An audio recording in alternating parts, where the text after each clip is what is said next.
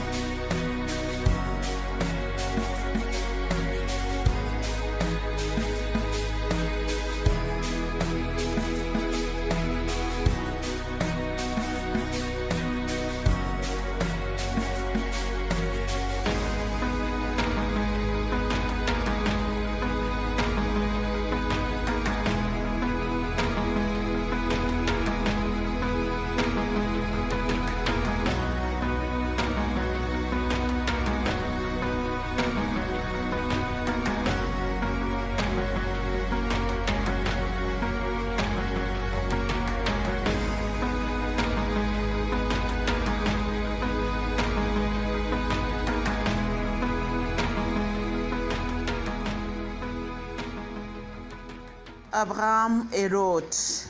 Abraham était très riche en troupeaux et en argent et en or. Il alla par étapes du Negev jusqu'à Bethel, jusqu'au lieu où il y avait d'abord campé entre Bethel et Haï, à l'endroit où il avait précédemment élevé un autel. Abraham invoqua le Seigneur par son nom. Lot qui accompagnait Abraham possédait lui aussi du petit et du gros bétail, ainsi que des tentes. Le pays n'assura pas les besoins de leur vie commune, car leurs biens étaient très considérables pour qu'ils puissent vivre ensemble. Une querelle éclata entre les bergers des troupeaux d'Abraham et les bergers des troupeaux de Lot. Cananéens et Périzites habitaient alors le pays, et Abraham dit à Lot qu'il n'y avait pas de querelle entre moi et toi, mes bergers et les tiens. Nous sommes frères. Tout le pays n'est pas devant toi. Sépare-toi donc de moi.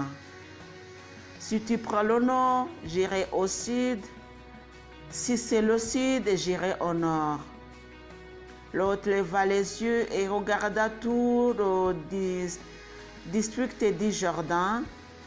Il était tout entier irrigué. Avant que le Seigneur n'ait détruit Sodome et Gomorrhe, ils étaient jusqu'à Koar, comme le jardin du Seigneur, comme le pays d'Égypte. Lot choisit pour lui le district du Jourdain et se déplaça vers l'Orient. Ils se déplacèrent l'un de l'autre. Abraham habita dans le pays de Canaan et Lot dans les villes du district. Celui-ci vint camper jusqu'à Sodome, dont les gens étaient des scélérats qui péchaient gravement contre le Seigneur. Le Seigneur dit à Abraham que Lot se fût séparé de lui. Lève donc les yeux et du lieu où tu es, regarde au nord, au sud, à l'est et à l'ouest. Oui, tout le pays que tu vois, je te le donne, ainsi qu'à ta descendance pour toujours.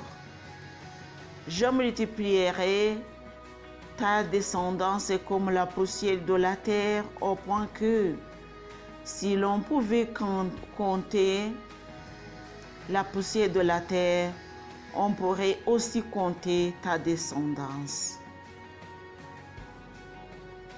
Lève-toi, parcours le pays en long et en large, car je te le donne. Je te le donne. Abraham vint avec ses tentes habitées aux chaînes de Mamré, qui sont Hébron. Il y éleva un autel pour le Seigneur.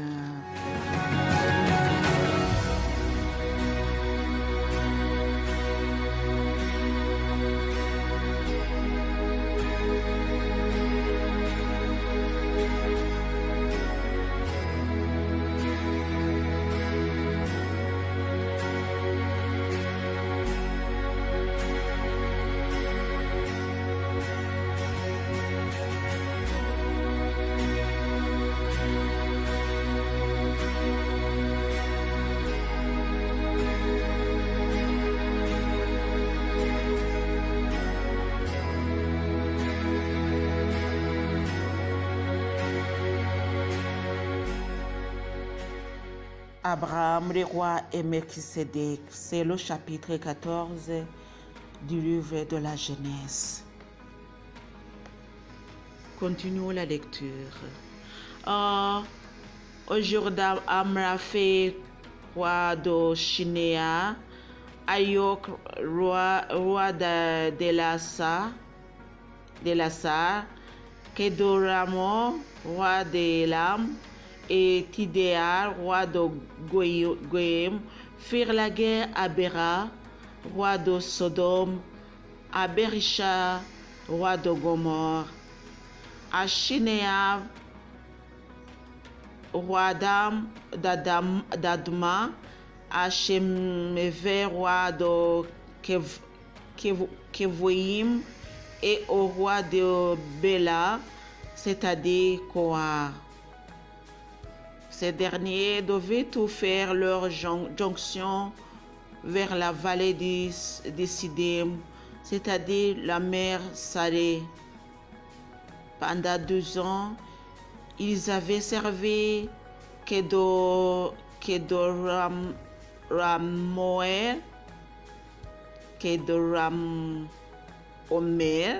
mais ils étaient déportés la 3e année. La 14e année, Kedorlaomer vint avec les rois qui l'accompagnaient. Ils bâtirent les Raphaïtes et Ashtaroth, Karnaïm, les Zouzites, Aram, les Émites, Al-Shawi, Kiriataim, les Horites dans leurs montagnes, Ansei jusqu'à les parents, qui est près du désert. Puis il revint vers Eimshab, c'est-à-dire Kadesh. Ils ravagèrent toute la campagne américite et même les Amorites habitant Tamar. Alors le roi de Sodome s'avança et les rois de Gomorre, d'Adma, de Kevoïm et de Béla, c'est-à-dire Koar. Ils se déplaçaient à combattre contre eux dans la vallée de Siddim, contre Kedorlaom, roi d'Élam, Tidéa, roi de Goïm, Amraphé, roi de Shinéa, Ayok, roi d'Elasa, 4 rois contre 5. La vallée de Siddim était creusée depuis de bitume dans leur fuite. Les rois de Sodome et de Gomorre y tombèrent. Ceux qui restaient s'enfuirent dans la montagne. On prit tous les biens de Sodome et de Gomorre tout leur vin et on partit. On prit Lot, le neveu d'Abraham, avec ses biens, et on partit. Lot habitait à Sodome, et un fille s'en va porter la nouvelle. Abraham, l'hébreu, qui demeurait aux chaînes de Mamré, l'Amorite, frère d'Eshcol et d'Aner, ils étaient les alliés d'Abraham. Dès que celui-ci apprit la capture de son frère, il mit sur pied 318 de ses vassaux liés de naissance à sa maison. Il mena la poursuite jusqu'à Dan. Il repartit ses hommes pour assaillir de nuit les ennemis. Il les battit et les poursuivit jusqu'à Hova, qui est au nord de Damas. Il ramena tous les biens, et ramena aussi son frère Lot et ses biens, ainsi que les femmes et les parents. Le roi de Sodome s'avança vers la vallée de Shawé, c'est-à-dire la vallée du roi, à la rencontre d'Abraham qui revenait victorieux de Kedorlaomer et des rois qui l'accompagnaient.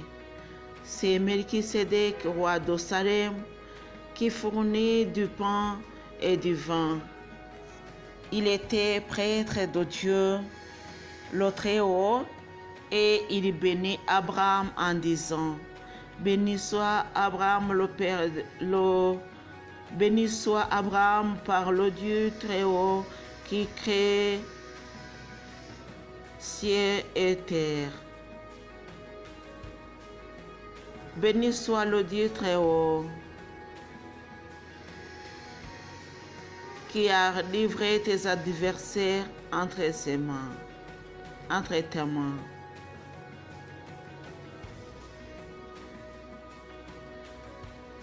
Abraham lui donna la dîme de tout.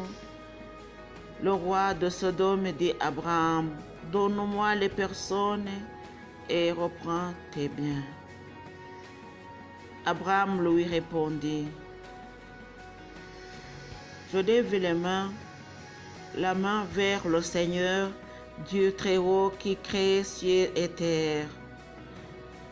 Pas un fils, pas même une courroie de sandales, je jure de ne rien prendre de ce qui est à toi. Tu ne pourras pas dire: c'est moi qui ai enrichi Abraham.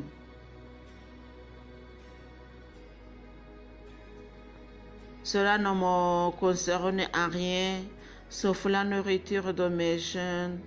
Quant à la part des hommes qui m'ont accompagné, Aner, Eshcol et Mamré, ils la prendront eux-mêmes.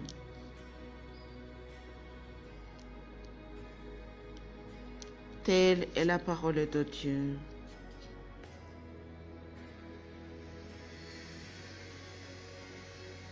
Mes chers frères et sœurs en Jésus-Christ, la parole de Dieu nous dit beaucoup.